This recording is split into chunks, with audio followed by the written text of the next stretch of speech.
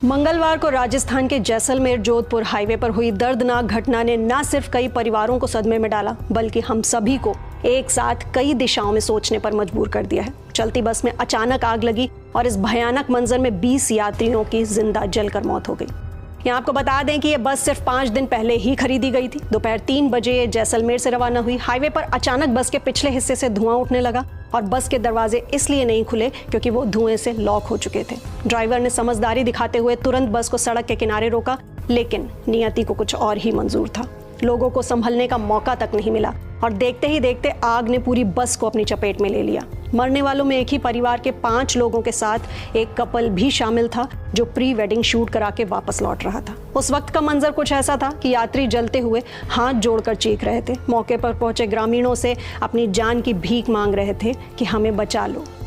ग्रामीण पानी के टैंकर लेकर दौड़े, महिलाएं रोती रहीं, पर आग इतनी ज्यादा तेज थी कि बस के अंदर कई लोग देखते ही देखते कोयले में बदल गए।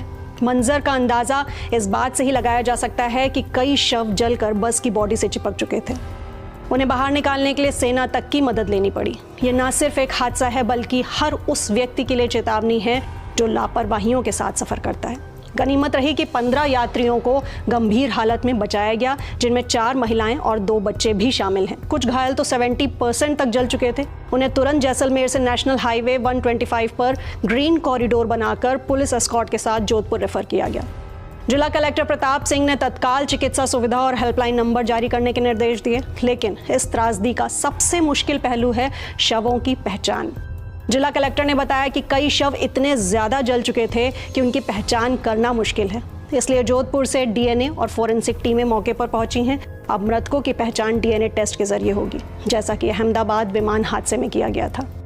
ये प्रोसेस पूरा होने के बाद ही शव परिजनों को सौंपा जाएगा। हादसे की गंभीरता को देखते हुए राजस्थान के मुख्यमंत्री भजन लाल शर्मा ने देर रात जैसलमेर पहुंचकर जली हुई बस का निरीक्षण किया। वहीं प्रधानमंत्री नरेंद्र मोदी ने भी इस हादसे पर गहरा दुख जताते हुए मृतकों के परिजनों के लिए 2 लाख रुपए और घायलों को 50,000 रुपए मुआवजा देने की घोषणा की है। अब आते हैं इस घटना के सबसे अहम पहलू पर।